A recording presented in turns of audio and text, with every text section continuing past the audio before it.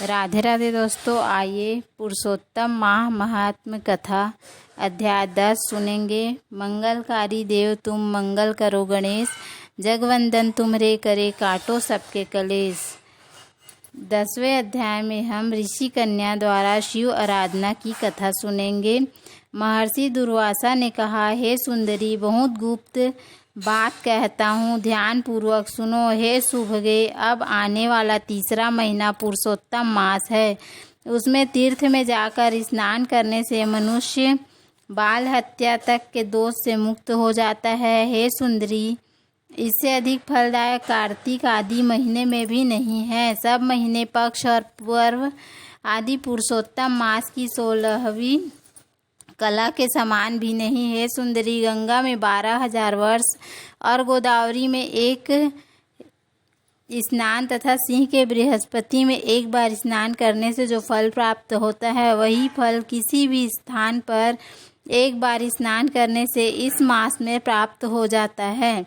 इस मास में दान, तप, जप आदि से मनोकामना पूर्ण होती है। इसलिए श्री कृष्ण के प्रिय इस मास का तुम भी सेवन करके अपनी मनोकामना पूर्ण करो।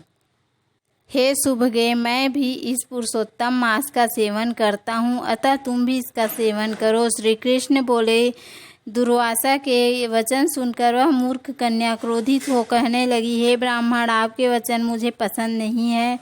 माघ, कार्तिक एवं वैशाख आदि मास सेवन करने पर क्या इससे कम फल देने वाले हैं? शिव, पृथ्वी, सूर्य, अंबिका और गणपति की सेवा पूजा क्या उससे कम फलीभूत है?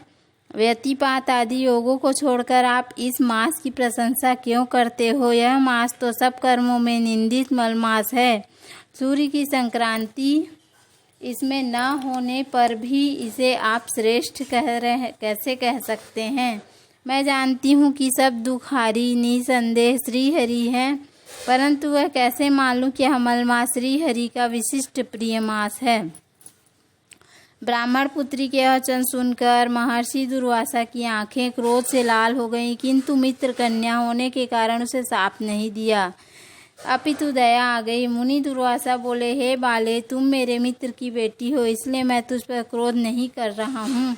तुम जैसा चाहो वैसा करो, और मैं जो तुम्हारा भविष्य कहता हूँ वह सुनो। तुमने पुरुषोत्तम मास का जो निरादर किया, उसका दंड इस जन्म में अथवा दूसरे जन्म में अवश्य प्राप्त होगा।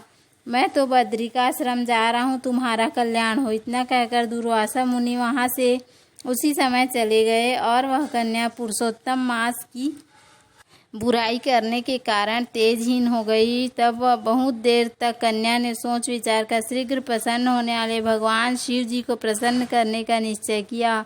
यह निश्चय करके मेघावी की पुत्री ने उग्र तपस्या करने का विचार किया। सूत जी बोले, इस तरह उसने महामुनि के वचन का निरादर किया और बहुत फल देने वाले लक्ष्मीपति एवं सावित्री, ब्रह्मा आदि का पूजन त्याग केवल पार्वती पति शंकर जी की आराधना करने लगी। बोलो श्री हरि विष्णु भगवान की जय। उम्मीद है आपको हमारा वीडियो पसंद आया होगा। भगवान श्री हरि विष्णु की